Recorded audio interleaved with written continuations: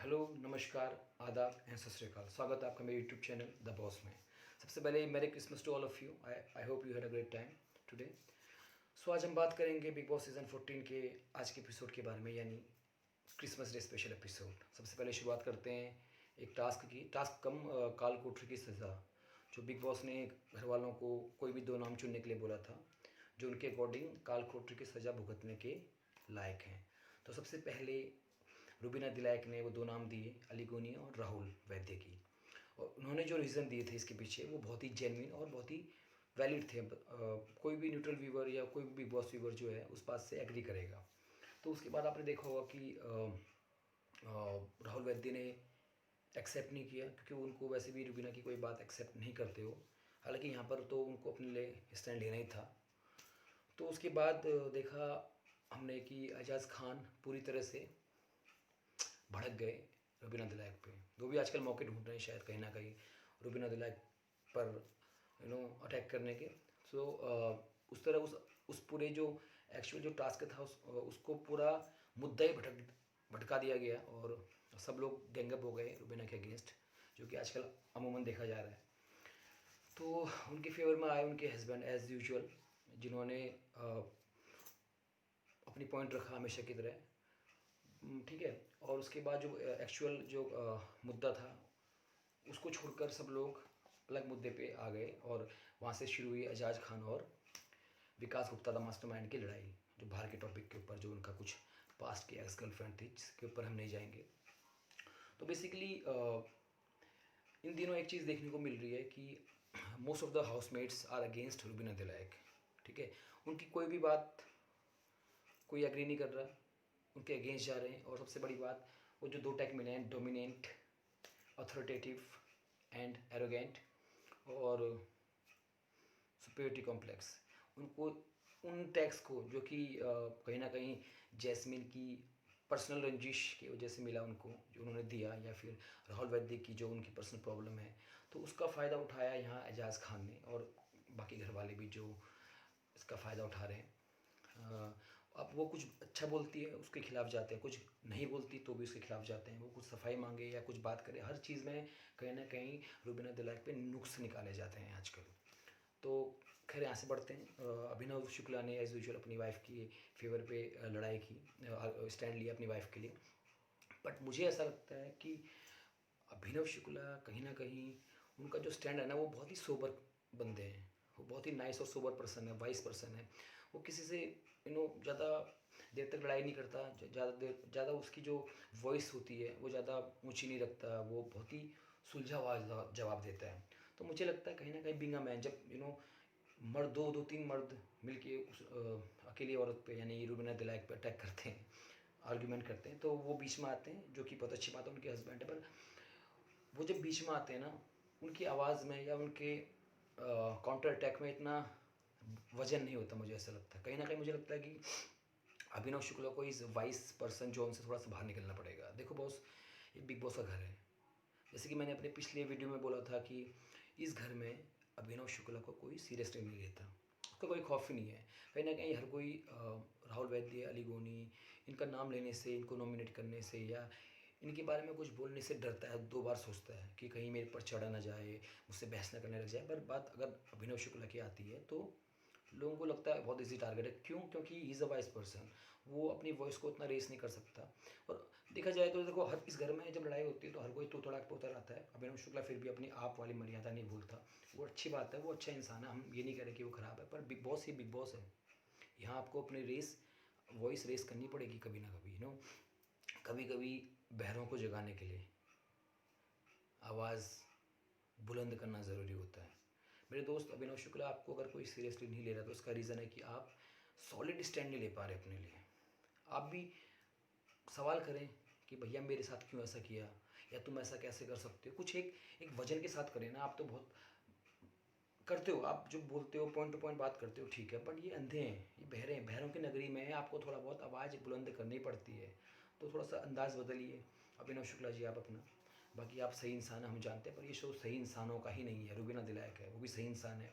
वो भी अब तक डिग्निफाइड और ग्रेसफुल तरीके से खेली है, मगर जब वो अपनी ओपिनियन देती है तो बहुत ही स्ट्रॉन्ग और लॉजिकल पॉइंट देती है, जो सामने वाला बंदा बिल्कुल ही चुप हो जाता है।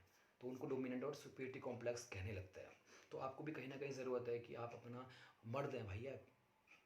जब सामने वाला आपको तू तड़ाक कर रहा है या आप पे अटैक कर रहा है, आपके लिए वॉइस रेस कर रहा है, तो आपका भी फ़र्ज़ बनता है अपनी आवाज़ को वॉइस रेस करने का। अच्छे खासा 6 फुट के मर्द हैं और मुझे तो लगता है आप में काफ़ी काबिलियत है फेस ऑफ करने की। तो क्यों इतना पीछे जाना, क्यों बैक फुट पे खेलना?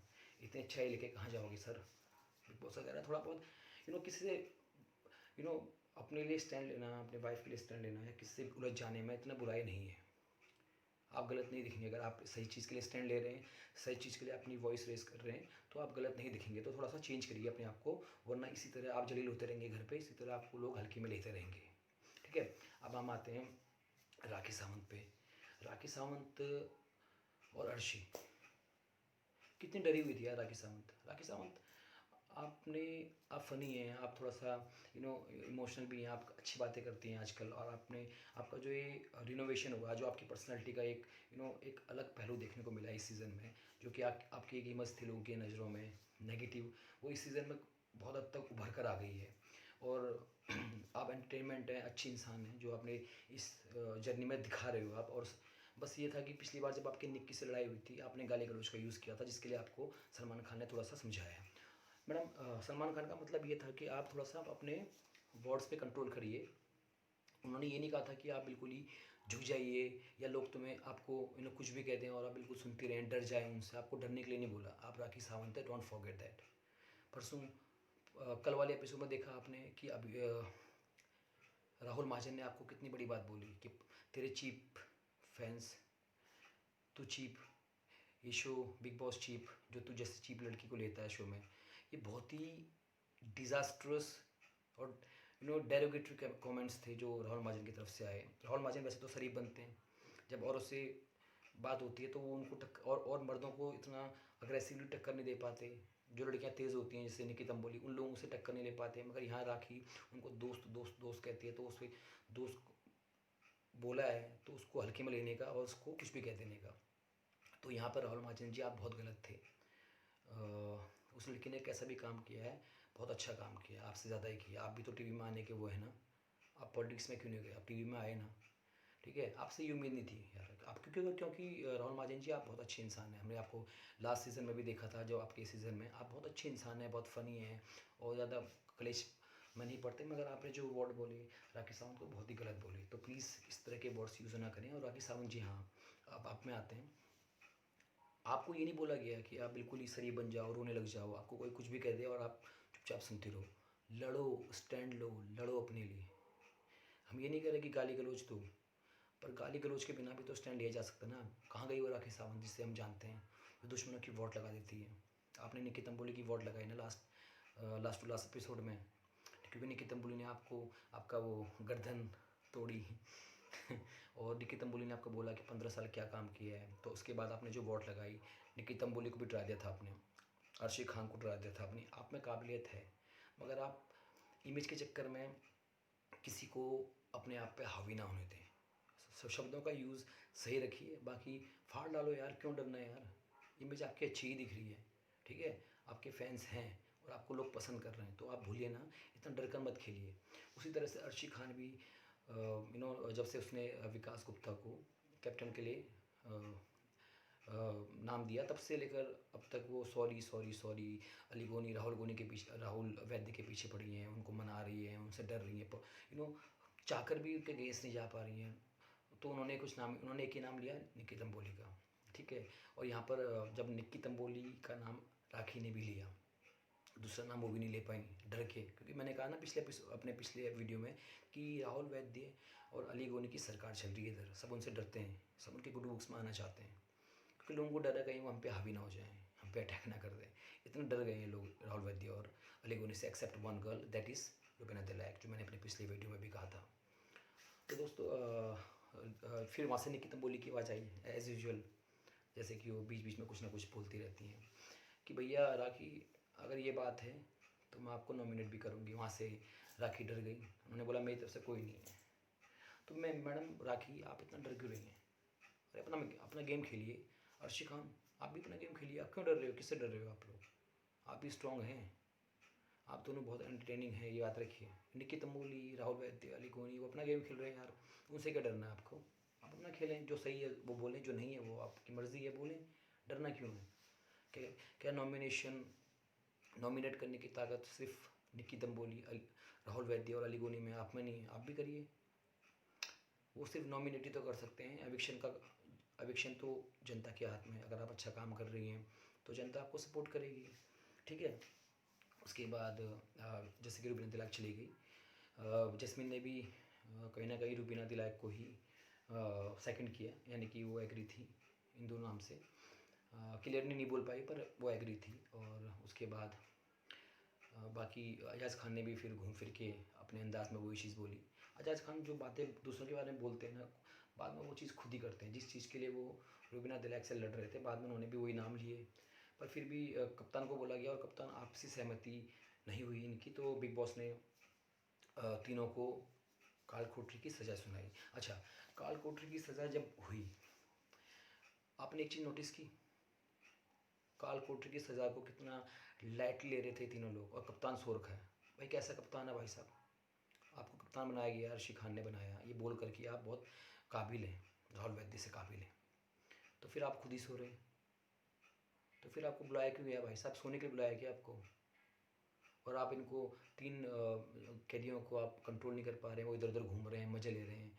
निकी तंबोली हमेशा की तरह बिग बॉस का कभी कहना नहीं मानती हो, कभी उसके बिग बॉस के आदेशों का पालन नहीं करती। उनको शो में बुलाया क्यों गया, ये सब करने के लिए। मगर कभी सज़ा नहीं मिलती, कभी सलमान खान को वीकेंड के बाद में कुछ बोलते नहीं है। भाई बिग बॉस में आए हो तुम, अपने घर में थोड़ी ना आए हो। जो मर्जी, मैं ये नहीं करूँगी, मैं बर्तन नहीं मांजूंगी, मैं ऐसा नहीं करूँगी, मैं काल कोठरी में नहीं जाऊँगी, ये कौन सा तरीका है भाई निकी तंबोली। उसके बाद बिग बॉस ने क्रिसमस का टास्क दिया, डाकिया वाला टास्क। पर इस दौरान बिग बॉस ने वो चीज़ बोली जो मैं सोच रहा था काश ऐसा हो। एंड बिग बॉस सैल्यूट, सही खेल गए आप आज भी। अब लग रहा है मुझे बिग बॉस में दम है। बीच में बिग बॉस सीज़न 13 में बिग बॉस थोड़ा सा हल्के पड़ गए थे भाई, बहुत ज़्यादा पार्शल हो गए थे। और बिग बॉस 14 की शुरुआत में भी थोड़ा हल्के पड़ गए थे। अब लग रहा है बिग बॉस भैया आँख और दिमाग बिग बॉस का खुल गया है। बिग बॉस की जो आँख है, माँ की आँख, वो खुल गई है। उन्होंने भाई वही पकड़ा जो मैं चाहता था। थैंक यू बिग बॉस, आपने सबको बुलाया और बोला कि आपकी अवधि ख़त्म हो गई है। उसके बाद आपने 4 लोगों को दंडित किया। वो थे विकास गुप्ता, एक तो वो सोए, दूसरा वो अपनी कप्तानी में 3 कैदियों को कंट्रोल नहीं कर पाए, तीसरा राहुल वैद्य, अली गोनी और निकी तंबोली, उनको भी अलाउ नहीं किया गया अपने घर वालों का लेटर पढ़ने, क्योंकि उन्होंने भी काल कोठरी की सज़ा का ठीक से पालन नहीं किया और अवहेलना की, कहीं ना कहीं रूल ब्रेक किए। तो ये बहुत अच्छा एक डिसीजन लिया बिग बॉस ने। So thank you Bigg Boss, you are going to the right direction now. So अब आते हैं हम लोग काल कोठरी की सज़ा जब बिग बॉस ने कंफर्म की विकास गुप्ता से तीनों के, जो जो 3 नाम लिए गए। इस बीच देखा होगा आपने, राहुल वैद्य ने बिग बॉस को चैलेंज किया कि भैया बिग बॉस मुझे बुलाओ, मैं नहीं एक्सेप्ट करता। भाई क्यों नहीं करते राहुल वैद्य एक्सेप्ट आप इतना एरोगेंस क्यों है भाई। बिग बॉस है भाई, तुम लोग, मुझे एक बात समझ नहीं आ रही, इस सीज़न के लोग बिग बॉस को सीरियसली ही नहीं ले यार। कोई खौफ नहीं है, कोई इज्जत नहीं है बिग बॉस की। मैं ये नहीं करूँगा, बिग बॉस मुझे बुलाओ, मैं ये नहीं मानूंगा, मैं वो नहीं मानूंगा, इतना अकड़। बाहर से आए हैं कि हमको दोबारा बुलाया गया क्योंकि निकी कहती है कि मैं डिज़र्विंग हूँ, मेरे पे शो चल रहा है मुझसे, इसलिए मेरे को बुलाया गया है, मैं नहीं जाऊँगी काल कोठरी। वही चीज़ राहुल वैद्य चलता है, राहुल वैद्य का चलता है कि शायद मैं बहुत डिज़र्विंग हूँ इसलिए मुझे बुलाया गया, अब मैं अपनी मनमानी करूँगा। भाई तुम बिग बॉस में आए हो, you should be thankful to Bigg Boss कि आपको दोबारा आने का मौका मिला है यहाँ पर। भाई सज़ा मिली है, क्यों पिछली बार जब सबने काल कोठरी की सज़ा में नाम दिए थे और थोड़ा सा रुबीना दिलायक और अभिनव ने थोड़ा सा डिप्लोमेटिक तरीके से नाम लिए थे, किसी का बैड बुक्स में ना आने के चक्कर में, तो उनको सज़ा मिली थी ना। तो इस बार भी कायदे से राखी सावंत को भी सज़ा मिलनी चाहिए थी, क्योंकि वो भी डिप्लोमेटिक खेल रहे थे। खैर जो भी है सही हुआ। बट आपने देखा राहुल वैद्य, भैया आप रुबीना से ऐसी बात करते हैं, आप रुबीना के सर पर चढ़ कर बोलते हैं कि आप अपने पति के लिए अथॉरिटेटिव हो, क्यों हो, कैसे हो, आपका क्या हक बनता है रुबीना दिलाक से ये बोलने का कि आप अथॉरिटेटिव हो, राइट। आप ऐसे सवाल करते हैं सर पे चढ़ के कि तूने मेरे को कप्तान क्यों नहीं बनाया, तूने ये क्यों कर दिया, तूने वो क्यों कर दिया। आप कोई गुंडे हो, बॉस हो, ठीक है। आपकी एक बात अच्छी लगती है राहुल गांधी कि आप स्ट्रेट फॉरवर्ड हो, हाजिर जवाब हो, आप बोल देते हो, ये बात मुझे बहुत अच्छी लगती है आपकी। और बंदा ऐसा ही होना चाहिए। घर में तभी तो कहता हूँ कि दो ही हीरो हैं घर पे इस वक्त, अली गोनी और राहुल वैद्य, और हीरोइन एक ही है, रुबीना दिलायक। बट कहीं ना कहीं आप थोड़ा, जो आप बोलते हो अथॉरिटेटिव और डोमिनेटिंग, वो रुबीना दिलायक नहीं है, आप लगते हो। और जैस्मीन जैसे बोलती है सुपीरियर कॉम्प्लेक्शन, वो भी जैस्मीन लगती है, रुबीना दिलायक नहीं लगती है। तो जैसे भी हुआ उन्होंने एक्सेप्ट किया। और हमने अभी एक प्रोमो देखा था वीकेंड के बाद का, जिसमें सलमान खान क्लास लेंगे शायद अब राहुल वैद्य की, जो कि मुझे लगता है एक बार फिर बिग बॉस ने सही कदम उठाया है। यानी कि बिग बॉस की फाइनली आँख खुल गई है बिग बॉस 14 सीज़न में, जो कि अब तक बंद थी। मैं चाहता था कि हाँ भाई, ये उस वक्त मैं भी सोच रहा था कि यार बिग बॉस को चैलेंज कर रहा है, बिग बॉस मुझे ऊपर बुलाओ, मुझे कन्फेशन रूम में बुलाओ, तब जाके जाऊँगा जेल में मैं। सलमान, मैं चाहता था कि क्लास हो, और हुआ। दैट मीन्स कहीं ना कहीं आप बिग बॉस भी, हम ऑडियंस को समझ रहे हैं कि उनको पता है कि ऑडियंस क्या चाहती है। बिकॉज हम तो न्यूट्रल ऑडियंस है यार, हम तो ना किसी के हेटर है ना किसी के फ़ैन है, हम तो वही बोलते हैं, वही रिव्यू देते हैं जो हम देखते हैं एज ए न्यूट्रल व्यूवर। हमें किसी के फेवर करने का मतलब नहीं, हम तो बिग बॉस के फ़ैन हैं, है ना। तो ये सब आज के वीकेंड के वार से पहले का जो एपिसोड था उसका रिव्यू था। उसके बाद आते हैं डाके वाले टास्क पर। डाके वाले टास्क में सबको चिट्ठी दी, अपने अपने जो फेवरेट्स हैं उनको चिट्ठी दी, ठीक ठाक हुआ, सब कुछ ठीक है। और रवीना दिलाक ने किसी से अपना लेटर शेयर नहीं किया। ज़्यादा आंसू, घड़ियाली आंसू, या रियल आंसू भी बोल सकते हैं, घड़ियाली क्यों बोले हम लोग, जो आंसू आंसू का गेम नहीं खेला, अपना पढ़ा, अपना खुश हुई, चली गई। बाकी सब रोए, इमोशनल हुए, ठीक है, चलो हो जाता है कभी कभी, बिकॉज का घर ही ऐसा है कि वहाँ बंदा इमोशनल हो जाता है। फिर आते हैं अभिनव शुक्ला के लेटर पे। अच्छा, कुछ दिन पहले हमने बात सुनी थी कि अभिनव की मम्मी यानी रुबीना की सास ने लेटर में लिखा था कि मुझे अपनी बहू पे तुझसे ज़्यादा गर्व है। अगर ये सच है मुझे नहीं पता, मैंने हमने सुना था कि ऐसा हुआ है। बट जब अभिनव ने लेटर पढ़ा, बीच में उसने कुछ बोला कि सेंसर्ड, ये नहीं पढ़ सकता मैं। बाकी फिर पूरा लेटर पढ़ा आगे पीछे का, वो बीच का जो कुछ था उन्होंने कहा सेंसर्ड। दैट मीन्स कहीं ना कहीं उन्होंने ये बात सबके सामने नहीं पढ़ी। क्यों भैया अभिनव शुक्ला जी, अगर आप सबके सामने पढ़ देते कि मेरी माँ ने लिखा है कि मेरी बहू पर मुझे तुमसे ज़्यादा गर्व है, तो उसमें क्या बुराई थी। आप नहीं चाहते कि आपकी बीवी की तारीफ़ हो। अगर वो ही था उस लेटर पे तो आपने गलत किया। सेंसर्ड क्यों भाई, सबको पढ़ाओ ना यार। आपकी बीवी की तो तारीफ़ किया, अपनी बहू की तो तारीफ़ की है। तो भाई अभिनव शुक्ला, आपका भी, आप अच्छे इंसान हैं, प्यार करते हैं, सपोर्ट करते हैं, केयर करते हैं, मगर कहीं ना कहीं आप भी अलग ही दुनिया में चल रहे हैं। खैर जो भी है, सो सबने अपना लेटर पढ़ा। और राखी का लेटर आया जब, उन्हें बहुत खुशी हुई और मुझे भी खुशी हुई, क्योंकि राखी से सब सवाल करते थे कि तेरा हस्बैंड है या नहीं है। और राखी की कहीं ना कहीं लोग पसंद भी करते हैं, प्यार भी करते हैं, मगर उन पे सवाल भी बहुत उठाते हैं कि तूने ये किया, तू ये है, तू वो है। तो कहीं ना कहीं राखी के हस्बैंड ने लेटर लिख के राखी की इज़्ज़त अफजाई की है। अभी मैंने कुछ दिन पहले पढ़ा कि उन्होंने इंटरव्यू भी दिया है, जिसमें उन्होंने कहा है मन्नू पंजाबी और निकी तंबोली की माँ के जो काउंटर अटैक थे राखी सावंत की तरफ, उनको काउंटर किया है। और उन्होंने ये भी बोला था कि मन्नू पंजाबी, अगर आप 1.3 मिलियन के मालिक हैं तो मैं 6 बिलियन का मालिक हूँ, तो मेरी बीवी की औकात में मत जाओ। और साथ में निकी तंबोली की माँ को बोला कि आपको आपकी बेटी के बारे में बोला गया, उसका अफसोस है, मगर आपकी बेटी ने जो मेरे बीवी के कैरेक्टर में 15 साल के काम में जो बात बोली, जो जो रिमार्क दिया डेरोगेटरी, वो क्या सही था। तो ये उन्होंने बोला है। तो कहीं ना कहीं, और उन्होंने ये भी बोला है कि अगर बिग बॉस मुझे फैमिली स्पेशल वीक में अगर आने का मौका दे तो मैं ज़रूर आऊँगा। तो कहीं ना कहीं ये जानकर मुझे खुशी हुई है एटलीस्ट कि राखी सावंत का पति है और वो उनके लिए स्टैंड ले रहा है बाहर से। उन्होंने लेटर भी दिया है, और अब शायद हो सकता है आने वाले दिनों में राखी सावंत से मिलने वो बिग बॉस 14 में भी जाए। तो कहीं ना कहीं अगर ऐसा हुआ तो राखी को भी मेंटली और इमोशनली बहुत सपोर्ट मिलेगा, और उन्हें खुशी मिलेगी, और लोगों के नज़रों में उनकी इज़्ज़त बढ़ेगी। जो लोग उनको डिसग्रेस करते हैं, जो लोग उनको सवाल करते हैं उनके कैरेक्टर पे, उनके 15 साल के काम पे, उन्होंने काफ़ी कंट्रोवर्सी भी की है। तो कहीं ना कहीं यू नो एक एक एक एडवांटेज, एक इज़्ज़त मिलेगी अगर उनके पति उनसे मिलने आए। तो ओवरऑल ये आज हुआ, आज के एपिसोड में इतना कुछ हुआ। अब कल के एपिसोड का बेसब्री से इंतज़ार कर रहे हैं हम लोग। तो आपको ये वीडियो कैसे लगा, आपको मेरे रिव्यू कैसे लगे, क्या आपको कुछ और लगता है जो मैंने बोला शायद उसके आपको आप उससे फेवर करते हैं, इत्तेफाक रखते हैं, या आपको कहीं ना कहीं कुछ और नज़र आया या कुछ और आपने देखा, तो आप अपने व्यूज़ कमेंट सेक्शन में लिख सकते हैं। आपको ये वीडियो कैसा लगा, अच्छा लगा, बुरा लगा, क्या कमी थी, क्या ख़राबी थी, क्या गलत था, क्या सही था, अगर जो भी आपको लगता है वो आप कमेंट सेक्शन में लिख सकते हैं। And please subscribe my channel, like my video and right your views on comment section. फिर मिलेंगे नेक्स्ट वीडियो में। गुड नाइट, मिलते हैं।